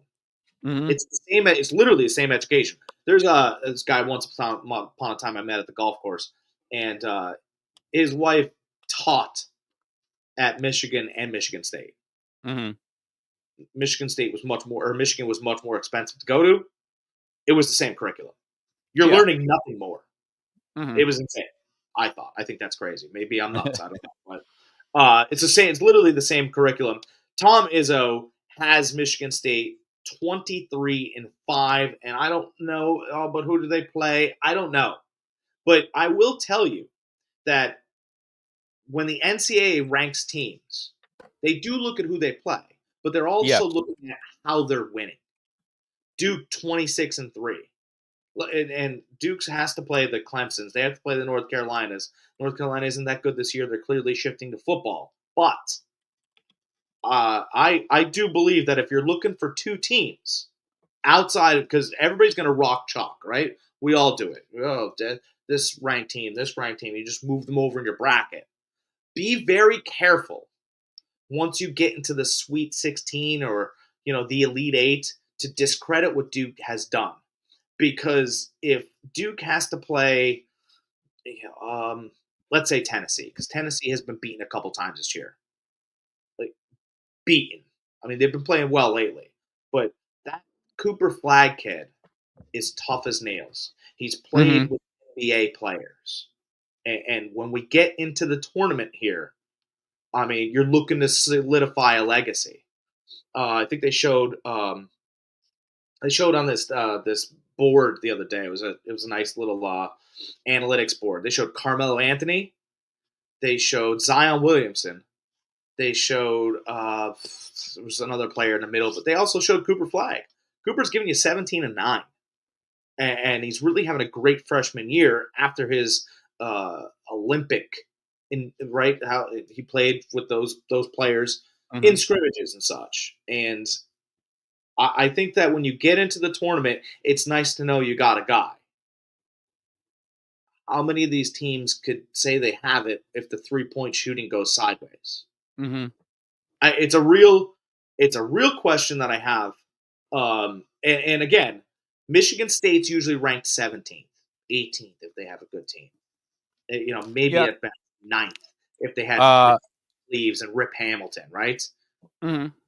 Even the Draymond Green team wasn't ranked high. Mm-hmm. Just real quick on the whole Tom Izzo thing. I was talking about how he isn't in the discussion of one of the best coaches ever. He has coached the Spartans for 24 years. He's never had a losing record. He's won 72.4% of his games. He's won a national championship in 2000. He's made 7 Final Four appearances. And out of the 27 years he's been a coach, he's made the tournament 22 times. Like, that's a hell of a resume. Hell of a resume. You can argue. I mean, I would argue because you would have to, right? I would say, and he won't get the credit, but he's one of the last. He's the Mike Krzyzewski of college basketball now because Mike's gone. Yeah. Yep. It's not Calipari. He's jumped from team to team. Team to team. Yep. This is a body of work at one college, no matter the one and done, no matter, by the way, Michigan State, he lived through allegations, not necessarily on his, but the athletic trainer and all this other stuff. He had, and he still made the tournament that year and won a game. Yeah. Yep. Tom Izzo has been through some fires and stayed with Michigan State. And he's won them with multiple types of players. He's won with multiple types of players. He's going to go down probably with other great state school coaches. I know that, the end wasn't great, but Joe Paterno, great state school coach, and probably Bobby Bowden. And his end wasn't great either. No. Right. No. So I think that, it'll be Izzo. And again, they don't get the credit because, they sell the same curriculum, but they give somebody that doesn't have the money to go to school a nice opportunity as well. I like state school. Yeah, absolutely. There's nothing wrong with providing a fair education to people that don't have upper echelon money. Now, out of the top 10 here that I'm looking, and they have a cool actually, emblem, Michigan State has a cool emblem. Yeah. A little Spartan guy, they got something going on. But Michigan basketball. Is Michigan basketball good? I mean, they had the Fab Four, and then who else? Yeah, Fab Five. Fab Five, whatever. Yeah, that was all they ever did. They didn't even win a title. But that's the thing, though. That Fab Five was so they transitioned. That probably isn't even the word I'm looking for. But they went beyond, transcended. Beyond basketball, they were the baggy shorts that came. You know what I mean? Like they were more than just basketball. They were an icon. They were a pop icon at the time. Yeah, but I liked Mateen Cleaves. I liked Rip Hamilton. I liked I was always I wanted. There were a couple pairs of basketball shorts that I wanted when I was a kid, and I went into the store. And I was like, Syracuse, because Carmelo Anthony was there. And I liked North Carolina, obviously. I like guys, right? I like teams that have guys and they're fun at the time. College basketball gives you the opportunity to like different sets of teams and guys, right? And I was like, wow, look at that. It was white with green trim and had the Spartan figurehead guy. Mhm. Those were the shorts Michigan State was selling. I was like, Jesus, these are They, sharp. they just have one of those clean emblem looks. They just do. Those clean classic emblems. Yeah, and Mhm. every year, when we get into college basketball season, which we're kind of trying to initiate here, Michigan State is just they're a team you root for when they get in. They are. Mhm. Now, I what I think was trying to say before is looking at the rankings here. One team that stands out to me, and again, I told you before the podcast, is I'm not in my college basketball mode yet. all right. So that's why I'm leaning on to you. But is a team that stands out to me, St. John's. How good are they? Like that's a team that's normally not hasn't been really in it the last 5-6 years. It's a team you used to hear about 10-15 years ago, but you really haven't heard about St. John's too much. Are do they have one player, two players? Do they have a good team? What about them? Collectively, St. John's is good. They're Hmm. coached by Rick Pitino. Yep. Um, we all know his resume, good and bad. Um, Hmm. Yeah, say look, what you want. The guy can coach. no, I get it, but they're the seventh best team stated in the country in a weak Big East. That's Okay. that's how I feel about it, right? So Okay. I watched a lot of Michigan State last year. Just they happened to be on. I was like, oh, I like Hmm. Tom Izzo, right? So I kept them on TV, and they had athletes that had no idea how to play with each other, and that was kind of their whole year. That's Hmm. exactly how the year went. And you're like, oh, geez, Michigan State's up by 7. Looked like they're going to blow the game out, and now they're battling free throws and they're up by 3 and 4 and all this stuff. They just didn't know how to do it, and I feel like now they've taken the step. I think Michigan State's better. I would say Michigan State's better than St. John's, and Okay. maybe that'll be a battle that we'll see down the road. Um, St. John's is a good, tough nosed basketball team, but I don't know if they have a guy. I, Hmm. that I I would say no. I would say every single team in front of St. John's would be Alabama would beat them, Tennessee would beat them, Houston maybe not. Houston lost a lot last year, so maybe Okay. not. Houston. Florida is ranked 3, and Florida's probably the only team that I think out of those that I gave you right there: Florida, Houston, Tennessee, Alabama. Maybe Alabama's probably better than the record. Um, Alabama could beat anybody in the country, Yeah, actually. they had somebody that was hurt that came back, right? When they Yeah, went through that, lost a couple games, I believe that's what I heard. Duke is very interesting though, being up that high and having that kid. Hmm. That's why they're ranked that high. And he could take over games. I really believe he's And getting the. that's the thing when you get in the tournament is a lot of times when it comes down to winning. Do you have that guy? Do you have that guy that can get you the last couple points that can get to the throw line? You know. Yeah, you're right, and I don't think St. John's does. I think they're probably a year away from. They're probably where UConn was 2 years before they won the title. So like you knew Hurley Okay. was turning it around Hmm. because they got in the tournament. And Hmm. yeah, they'll beat someone somewhere. And then everybody goes, oh, Patino and St. John's, and he gets talked about, and you're like, wow, what's happening to them this game? It's like they were never really there. Yeah. Um, I like Michigan State better than them. I think Michigan State could probably hang right where they're at. The SEC is really strong. They Hmm. are. Alabama could shoot the lights out. Um, Michigan State's going to have to play like their coach, Hmm. and the same with St. John's, right? So the teams that shoot the lights out, they're going to have to knock their lights out. Hmm. That's what it's going to be. It's going to be a finesse puncher against somebody. It's the SEC to me feels like Muhammad Ali, and then everybody that has this grit and this grind and this coach like that, they're going to have to be the Joe Frazier.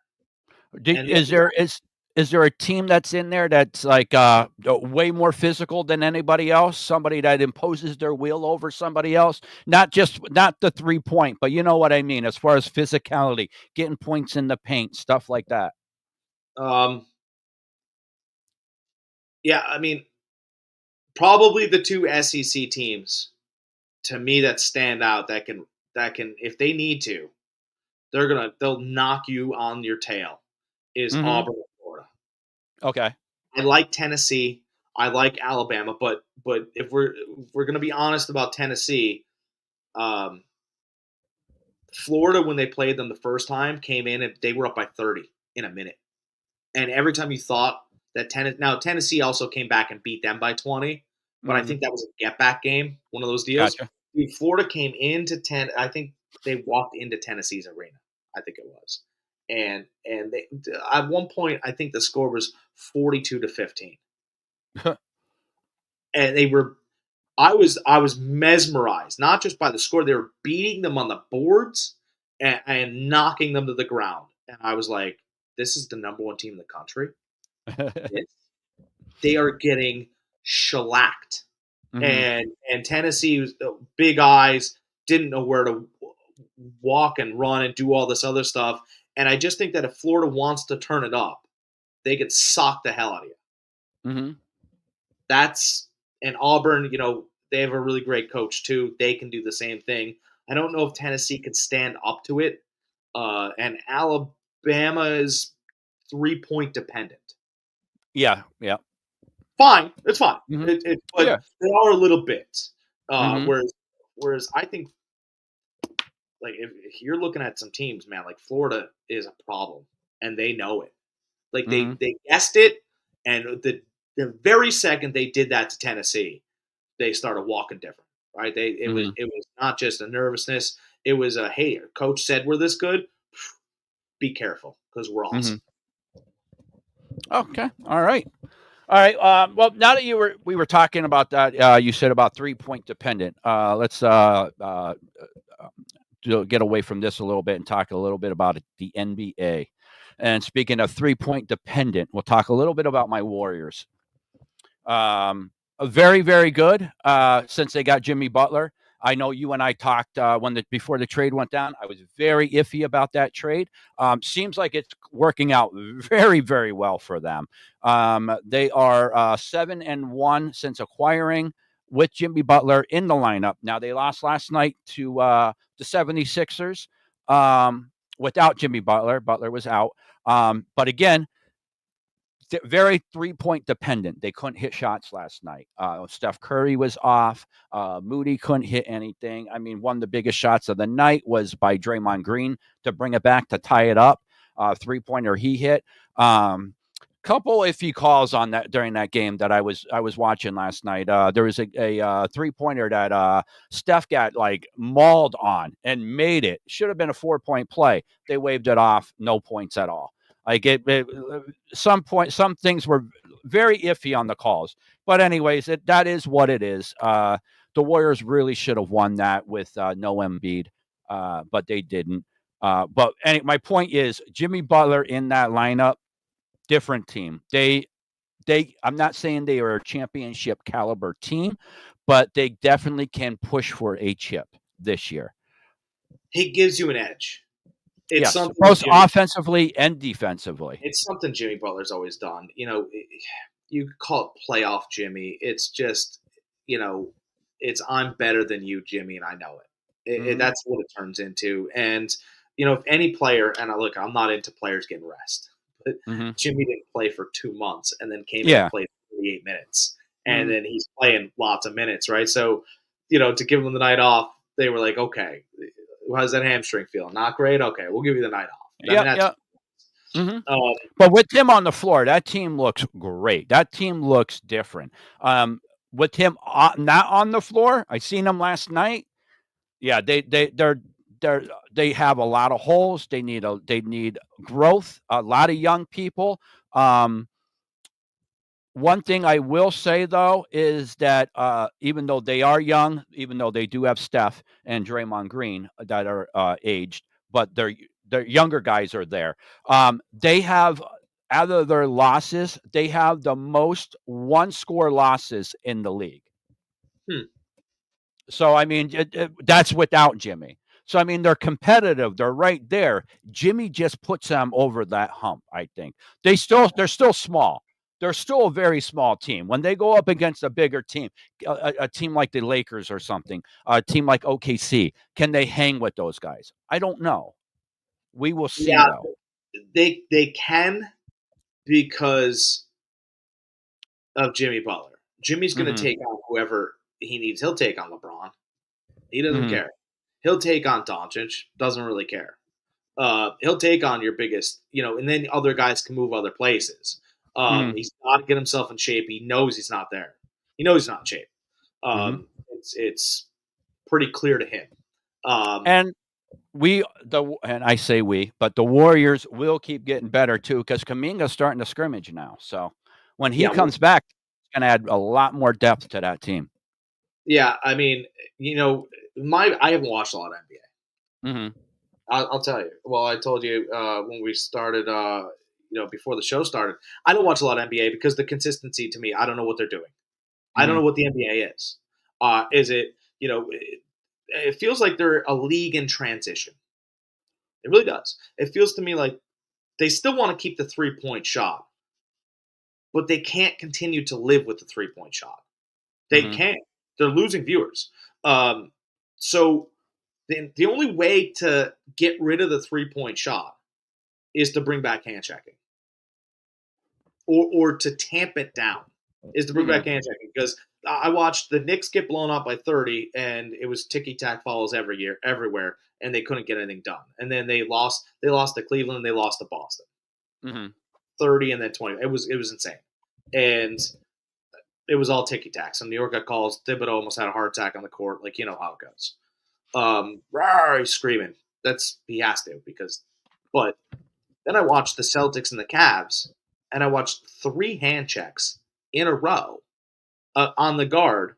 It was Darius Garland was checked by Tatum 3 times, Mm-hmm.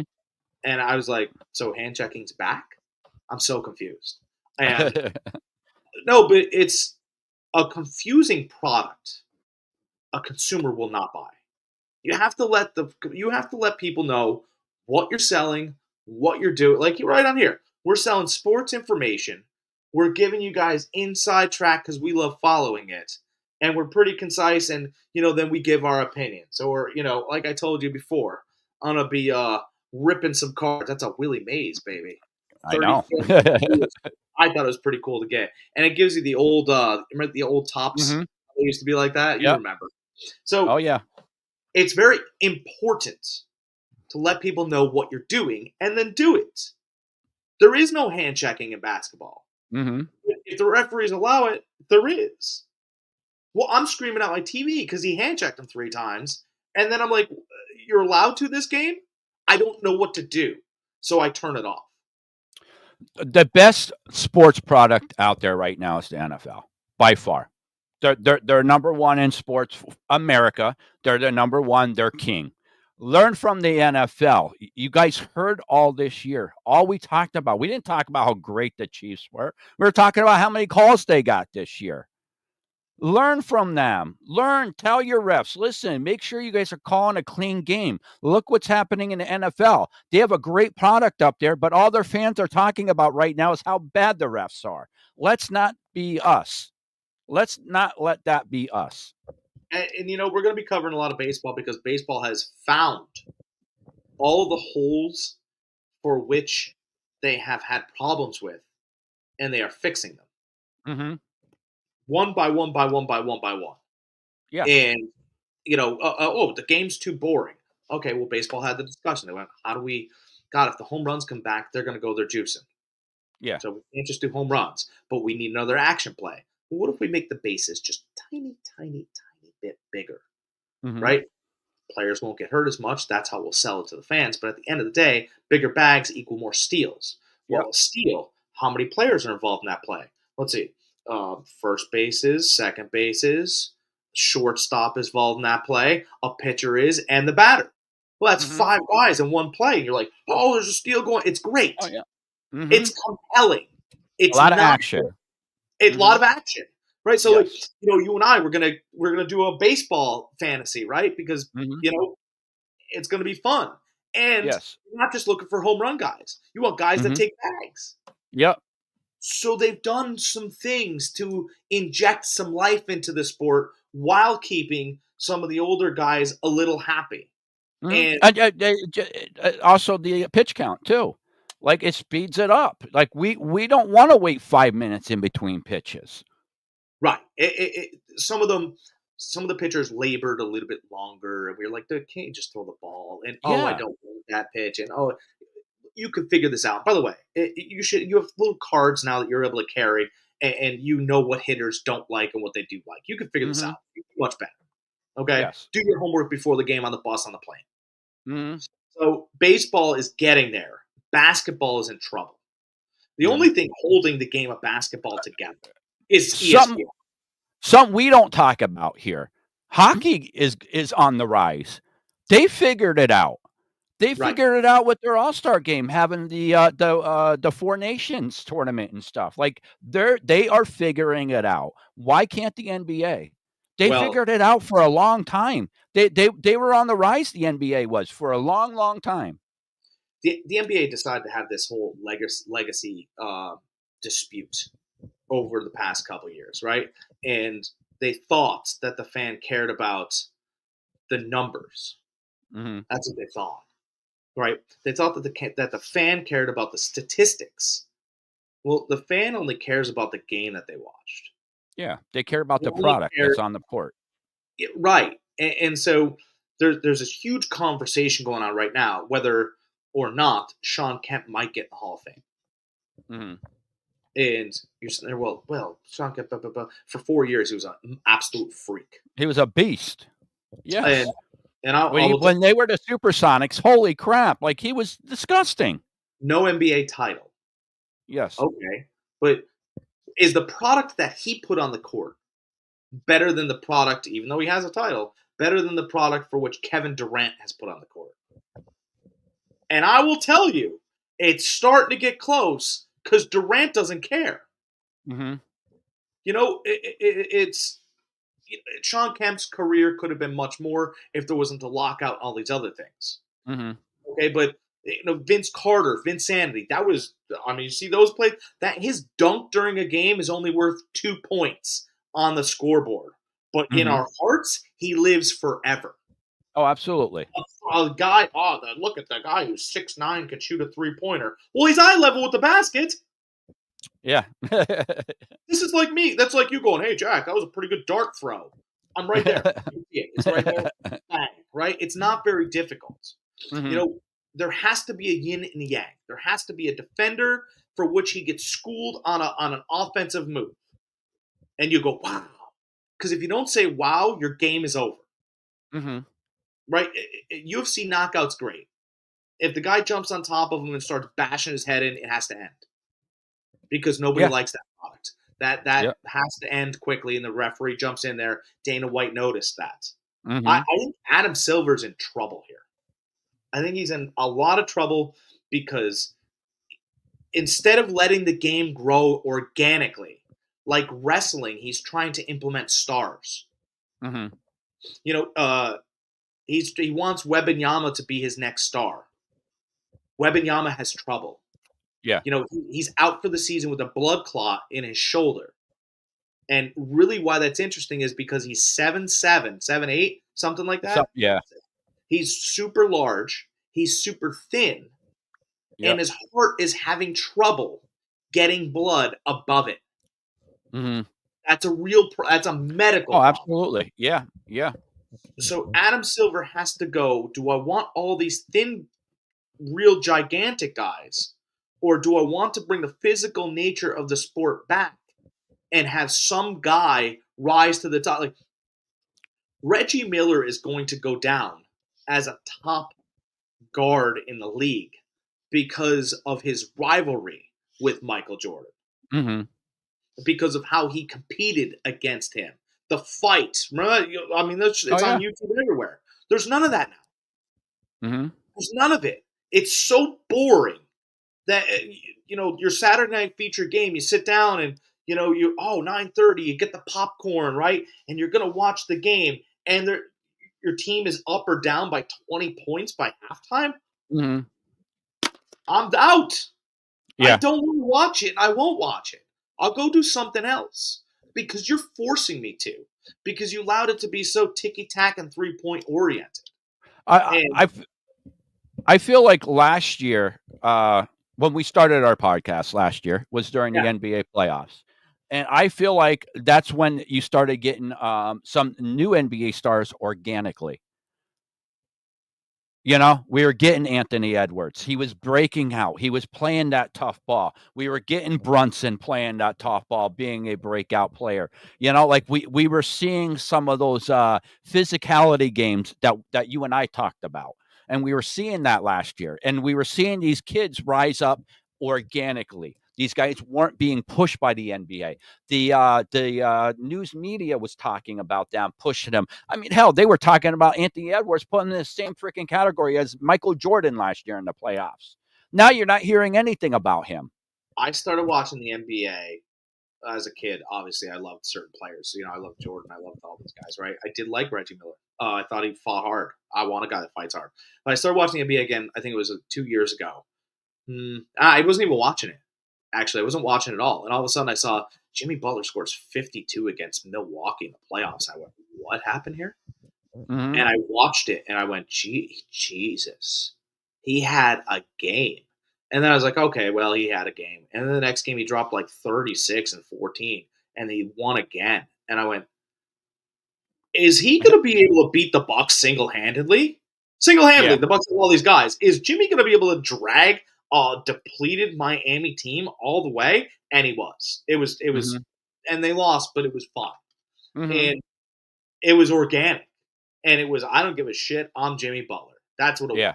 was. Mm-hmm. And you need guys like that because otherwise, I don't care. I really Mm-hmm. don't. And if you're going to help, if you're going to push a guy, right? Like, if you're going to go, hey, all right, he's our star. He better be able to back it up, baby. Yeah. He better be able to, every single thing that you're going to hand him and help him out a little bit, he better be that good. Mm-hmm. Otherwise, your league is a fraud. Mm-hmm. Yeah. People know it. Like, I know people don't like being lied to. Mm-hmm. They don't like being shown something that isn't as good as they believe it is. They'll Mm-hmm. know. It'll take them time, but when they find out, you're dead. Yeah. Yep. And by the way, you're starting to dwindle your numbers. You're starting to dwindle your numbers. You're going to start losing. I believe you're going to start losing playoff viewership to baseball. If they can put out the same product they did last year in the playoffs, I don't think they have to worry about that happening. But if they're able to do that in the playoffs, they need to figure about a way to transition that to the regular season too. It's tough because they don't care about the regular season. And if you don't That's care the about the thing, regular and you need to. That's and where what last that's where they're having a problem with the All-Star weekend. Nobody cares. The players don't care anymore. well, so the players said we want more money and we'll help push the product. Okay. They They're got more getting money. more money. Yeah. They got more money and they helped kill the product. Mm-hmm. Okay, so that's fine. We'll have to take some money away, and you guys are going to have to play well enough to get endorsements now to gain that extra cash. Yeah. Because us as a league was giving it to you, but now we have to take that money and use it to advertise because you weren't good enough.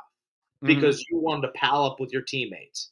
Yeah. Like you could absolutely argue that LeBron James helped ruin the league by teaming up with all these guys. Oh yeah.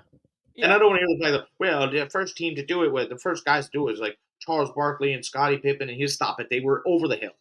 Yeah, they were old. This is a Yeah, same thing with LeBron James. that Lakers team where it was Karl Malone, Gary Payton, Kobe, Shaq. I forget. They had a couple other players. Ron Artest was on there. Like they're like everybody that was over the age of 40 in the NBA, they were over there. You know? And on paper it looked great until they started playing. Let's make a rule. You can't team up with another guy if you're in your 20s. How about that? That's a great rule. Okay. Because I've got no problem that Ray Allen and Kevin Garnett went to Boston after they were kind of starting to slide. No problem with that. They wanted to get one before they were out. Okay, I get it. I'm in. Mark me down for that. But Yeah. this teaming up and we're buddies and we're friends. Mm-hmm. I mean, maybe you are buddies and friends. How about that, right? Maybe you're buddies and friends. Hulk Hogan had many friends. When he got the ring, he was actually friends with Andre the Giant. You know that? Mm-hmm. He Oh was yeah. actually friends with some of these guys. Mm-hmm. But when he got the ring, it was war. Turn it Yeah. off. Turn it on, turn Mm-hmm. it off. Don't sit here and buddy. Knock your pal out. Mm-hmm. Like Charles Barkley and Michael Jordan were friends. They stepped on the court. They were not. Can we Yeah. at least pretend like we give a shit about the product that we're putting out there? Can we just be competitive? Nope. We don't have to because we Listen, have. you and I have been friends a long time. All right, long time. Yeah. When we stepped on the golf course together, neither one of us are professionals, not even close. But I want to beat your ass. Yeah, I want to beat you more than anything. Yeah, I'm playing. I'll shake your You hand. know? We're gonna drink, but we're playing. Yeah. I'm not Yes. saying, oh, that was. How about we play my ball since it's closer? Yeah. Yeah. No. And believe me, I'm making you putt that 2-inch putt. Yeah. I don't fucking care. I'm making you putt it. And There is no give me's. You know what? How can you stick up for a guy though? How can you stick up for a guy that doesn't even root for his own hair in Adam Silver? Right? He doesn't even root for his own hair. Like I don't believe he's bald. I think he shaves it. You know, his hair's trying to be a champion and come back to his head. Look, let us grow, and he's like, no. It looks like Magic Johnson gave him the AIDS. That's what it looks Oh like. my God. I think we'll end on that. I think we should before I get ourselves in trouble. All right. Guys, we'll see you back here, same time, same channel, different Sunday. We love you all. Next Sunday. And Absolutely. Like and subscribe to the Old Gamer GK Entertainment. And come see me at Fantasy Farm Sports on YouTube, on our .com. And, new news next week. That's right. Guys, make sure you look out for OldGamerGk Entertainment over on YouTube. My gaming videos, we've been doing well on them. And Jack mentioned before he's going to start doing some baseball card pulls. So, guys, you guys know that anybody likes that, make sure you send them over to the channel and look for that. I know there's a big viewing out there for that. So make sure, guys, you go over there and check him out. All right, guys. Remember, guys, be excellent to each other.